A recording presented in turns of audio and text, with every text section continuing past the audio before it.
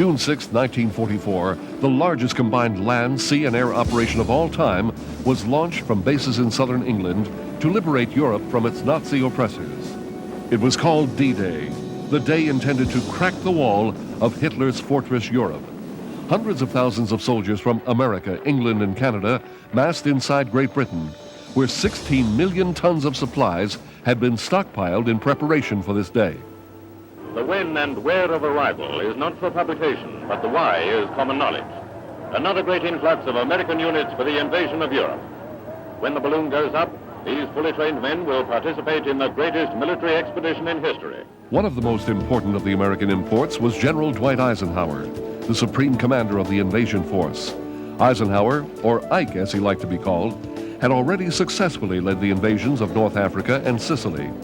Now the Allied forces were counting on him to do it again. At stake this time was the outcome of the entire war. In effect, the stage is being set for the beginning of the great and crucial test all over the world. I have complete confidence that the soldiers, sailors, and airmen, and all the civil populations of the United Nations will demonstrate once and for all that an aroused democracy is the most formidable fighting machine that can be devised. Eisenhower and his British field commander, Field Marshal Bernard Montgomery, had their work cut out for them. The Germans, under Field Marshal Erwin Rommel, anticipated the Allied plans to invade the Normandy coast of France. At first, the invasion had to be delayed when the worst Channel weather in 25 years made a seaborne invasion too risky. Gambling on a break in the weather, Eisenhower ordered Operation Overlord to begin on June 6, 1944.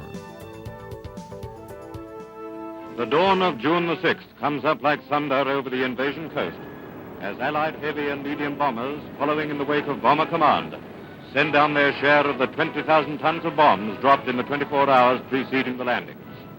The softening up of the German defenses along a broad stretch of coast. 156,000 men landed on the Normandy coast during the first 48 hours of the invasion.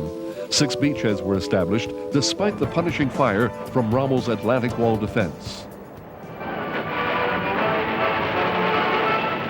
On the beach, plunging waist deep into the sea and threading their way among the steel asparagus tops which project out of the water, the anti-invasion barriers with mines on their tips, one of the devices which was studied long before invasion began.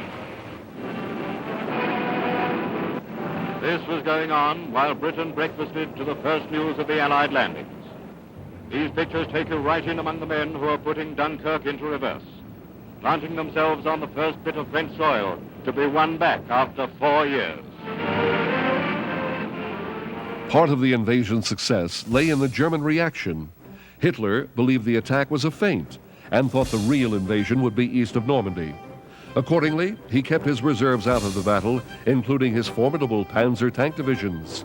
With Allied air power controlling the skies, the Allies firmly established their beachheads and went on the offensive by June 8th.